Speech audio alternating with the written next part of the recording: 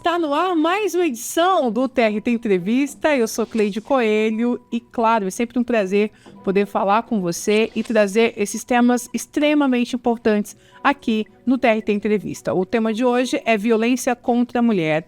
Hoje a gente vai focar no âmbito psicológico e aqui no estúdio comigo a psicóloga Brisa Rigo, que é especialista em terapia cognitiva comportamental, é psicóloga do projeto Ampara Elas, que é uma associação em prol de mulheres que passaram ou passam também por relacionamento abusivo. Seja bem-vinda, doutora. Obrigada, Cleide. Seja bem-vinda aqui no nosso estúdio, no TRT Entrevista. Para a gente poder começar, então, eu gostaria que a senhora nos explicasse os tipos de violências psicológicas que existem e como identificar que você está sendo vítima. Tá. Eu acho interessante a gente começar falando sobre como identificar, né? Porque isso é o grande gargalo que eu vejo que muitas pessoas questionam. As pessoas que saem de um relacionamento abusivo com perguntas assim, mas como que a pessoa ficou tanto tempo sem saber? Por que permitiu, né? Questionam as pessoas. Justamente por essa dificuldade de identificar. Quando você está numa relação abusiva, geralmente a gente fala assim que todos os narcisistas são abusivos, né? Nem sempre todos os abusivos são narcisistas, mas todos são. Então, assim, na maioria são. Então, narcisistas, ele tem um perfil total de manipulação, entende? Então, desta forma, esse é o grande, né, o grande desafio. Então, para identificar, acho que o principal, sabe, é a mulher estar cuidando da sua saúde emocional. Ela está bem consigo mesma em relação à sua autoestima, tá? Quando a gente fala de identificar alguns tipos de comportamento, é entender o que é, né, aceitável e o que não é aceitável, o que é inegociável num relacionamento. Porque, por exemplo, muitas discussões, discutir, brigar, acontece, né? Se relacionar é um grande desafio, muito difícil, as pessoas são diferentes. Existem também momentos, né, agressivos, situações agressivas. Agora, quando se permanece repetidamente, né, repete essas situações, então, por exemplo, a pessoa que todas as suas discussões, ela agride verbalmente através de xingamentos, através de diminuição, de comparação, de invalidação, quando coloca a mulher constantemente em situação que ela mesma se questiona, né? Quando começa a mulher, ela tá o tempo todo pisando em ovos na relação, ela não sente a vontade segura de estar falando situações ou problemas para a pessoa. Sabe quando por exemplo, eu vejo várias situações, já vi várias situações assim, sabe, quando a mulher fala que tem medo de falar determinados assuntos que são delicados para o marido, por exemplo. O medo não tem que existir.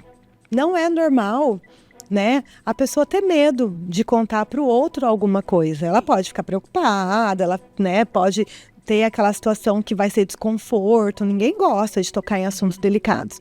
Mas a partir do momento que isso torna um problema eu não quero contar tal coisa para a pessoa, sabe? É quando as pessoas começam a limitar até a sua própria verdade, as situações que acontecem. Né, eu vejo que isso é um grande fator de identificação, quando ela tem medo de contar problemas para o seu companheiro. A gente fala de violência doméstica e aí geralmente já vem na cabeça a violência física. Essa violência começa bem antes, né, doutora? Exatamente. A gente sabe que infelizmente é um tema extremamente atual, né? Não que seja novo, sim, mas por conta da internet, né? Enfim, comunicação.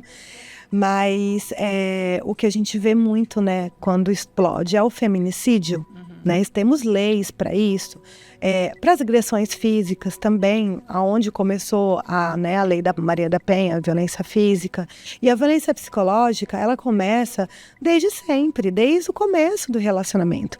Para ela se tornar violência física, essa pessoa, essa mulher, ela já sofreu violência psicológica durante muito tempo. Violência patrimonial. E aí a gente tem os tipos de violência, né? Que é não só psicológica, a gente tem a violência psicológica, a gente tem violência patrimonial, violência sexual, né? E também a violência física. Então são 4 tipos de violência. Dentro desses tipos de violência, que é onde estão já a violência psicológica, ela está em todos os tipos de... A violência psicológica, ela está na violência patrimonial, porque tem um fator de manipulação. O que é a violência patrimonial? É quando o parceiro, né, o abusador, te prejudica de alguma maneira, né, financeiramente, aonde envolve patrimônio. Pode ser o que? Ai, Brisa, mas eu não tenho patrimônio. A gente fala de um celular. A gente fala, sabe, de uma TV quebrada. Na hora, porque ele estava nervoso.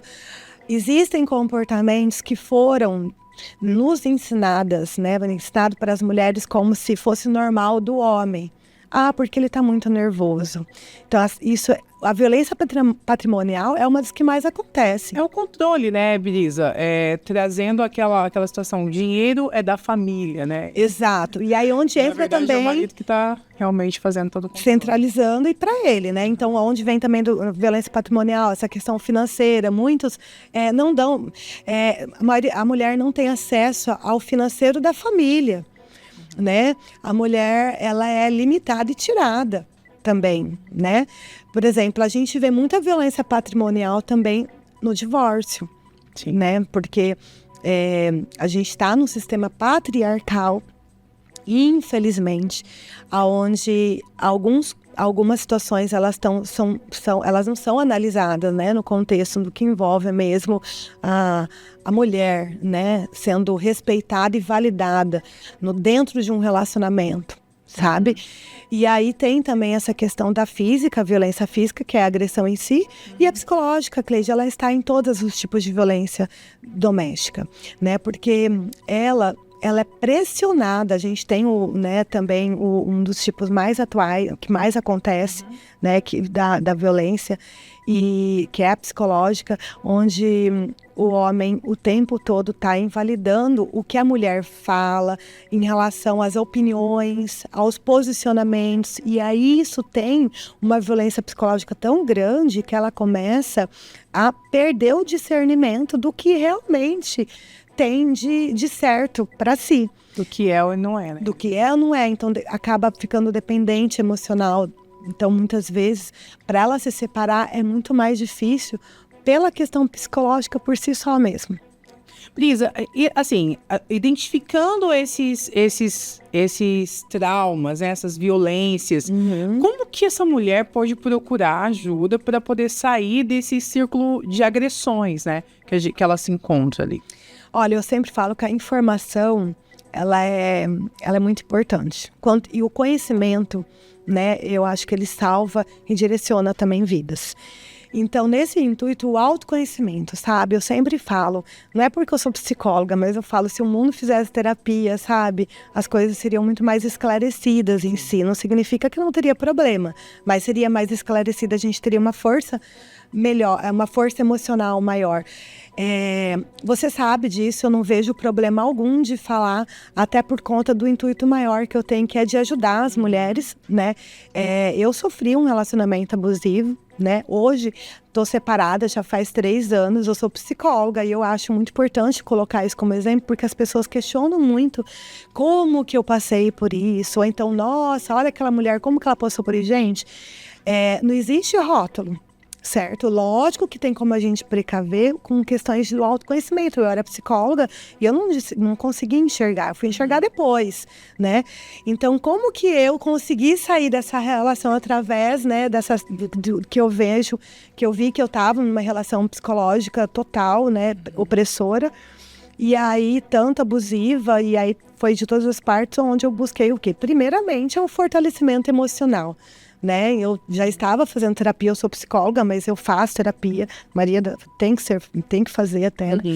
E aí, então, eu comecei a identificar o perfil ali, falei, não, isso não é só explosões comportamentais, porque sempre tem manipulação, né? Então sempre tem as explicações do porquê tais situações estão acontecendo. Geralmente inverte, porque é sua culpa, porque você me irritou, porque você falou alto, porque você me questionou, porque você não me respondeu na hora, porque você... Sempre tem um motivo. Então, quando você começa a estudar o que é o narcisismo, o que é relação abusiva, você começa a ver o que realmente você pode aceitar e o que você não pode aceitar. E aí você busca sair daquilo, principalmente a sua liberdade financeira é um caminho muito grande. Por isso que é importante a mulher valorizar o seu trabalho. Então, primeiro, buscar a terapia. Segundo, buscar autoconhecimento. Segundo, buscar a sua dependência financeira. Isso, independência financeira. Isso. Certo? Então, é a questão da liberdade emocional e a liberdade financeira. Tem um monte de gente que tem liberdade financeira e tá não tem emocional. Né? Não tá porque precisa financeiramente. De repente vê que, peraí, eu não preciso. Né? De repente vê por que eu tô. Porque aí tem vários porquês.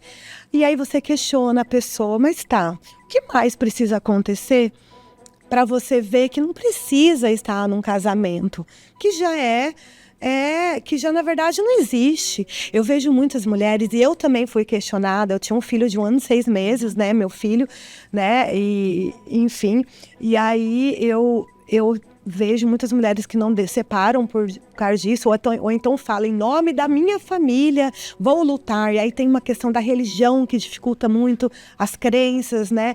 Vejo mulheres passando por relacionamento abusivo e falando que tá orando pelo homem. Pelo marido. Né? Pelo marido, entende? Então você tem que identificar o autoconhecimento. Sabe? E outra, procurar uma rede de apoio, onde tem um grupo terapêutico que te dá informações sobre isso, se você tem alguma dúvida. Como amparar elas, né? Que eu presto trabalho também como prestador, né? Como psicóloga, né? Voluntária, a gente procura também trabalhar isso lá. Bom, o nosso tema de hoje é de violência contra a mulher no âmbito psicológico, que a gente vem falando aqui hoje. Aqui comigo no estúdio, a psicóloga Brisa Rigo, especialista em terapia cognitiva comportamental, psicóloga do projeto Ampara Elas, que a gente acabou de falar, que é um projeto que é uma associação em prol a mulheres que passaram ou passam por relacionamento abusivo. Doutora, quais os traumas mais frequentes que essa mulher fica após essa separação e como procurar ajuda mais uma vez? Olha, o transtorno pós-traumático é um dos que mais é o que mais acontece com uma mulher que passa um relacionamento abusivo, né?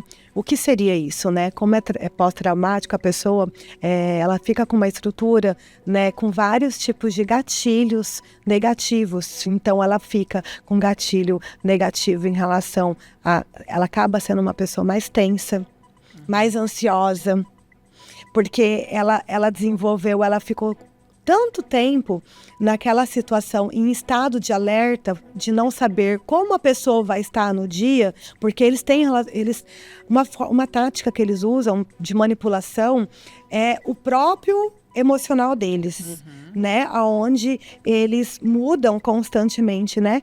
E aí aquela tensão acaba ficando tão forte na mulher que ela tem um grau de ansiedade tão grande que se ela não curar, se ela não cuidar dessa ansiedade, pode desenvolver, né, uma depressão.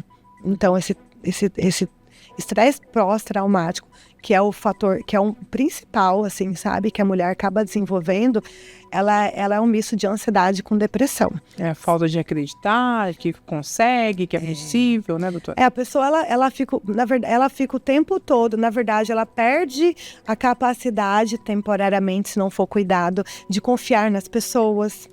Ela também perde habilidades de se relacionar com as pessoas. Muitas vezes ela acaba ficando com vestígios dessa relação agressiva nela mesma. Então, às vezes, a pessoa que foi abusada, né, emocionalmente, num relacionamento, ela acaba, se não cuidar, sendo abusadora. Criando o mesmo padrão do abusador. É porque ela se acostumou com um padrão tóxico. E que se ela não cuidar disso, ela vai acabar agindo assim também. E mesmo que se ela cuide, ela vai ter uma dificuldade, assim, provavelmente maior, se ela não cuidar de se relacionar de novo. Doutora, então a gente falou já do Ampara Elas, eu gostaria, né, de chamar aqui um pouquinho mais para esse tema. Após essa separação, como seguir adiante? A gente sabe que o Ampara Elas é uma associação que está ajudando essa mulher a seguir adiante. Fala pra gente qual que é o conselho, né, que a senhora daria para essa pessoa que acabou de sair da separação, tá meio perdido, como que eu posso seguir adiante a partir de agora, mesmo com esses traumas? Tá. Qualquer câmera aqui, olha. Qualquer uma. É porque assim, eu vou falar olhando para você, então, porque eu vou falar com muito carinho no meu olhar, assim, e muito respeito, assim, claro. Sabe?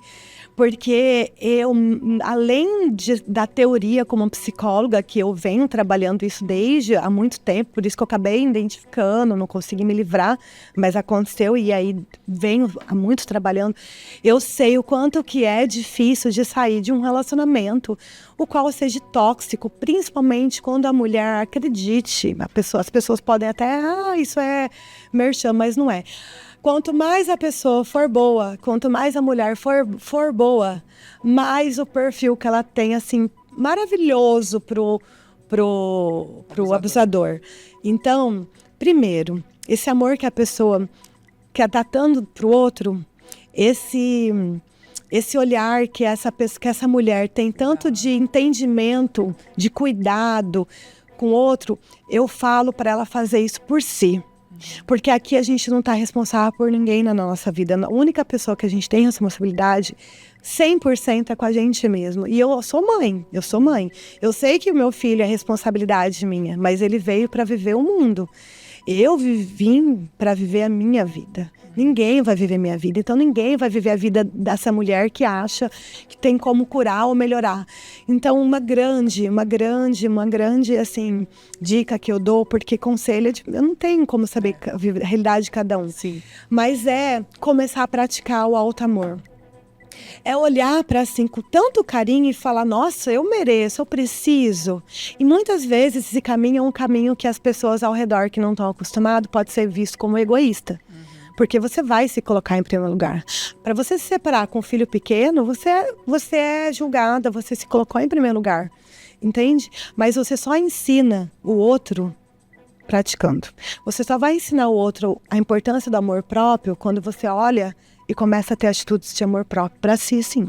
Você não precisa estar numa relação que é mais ruim do que boa. Uhum.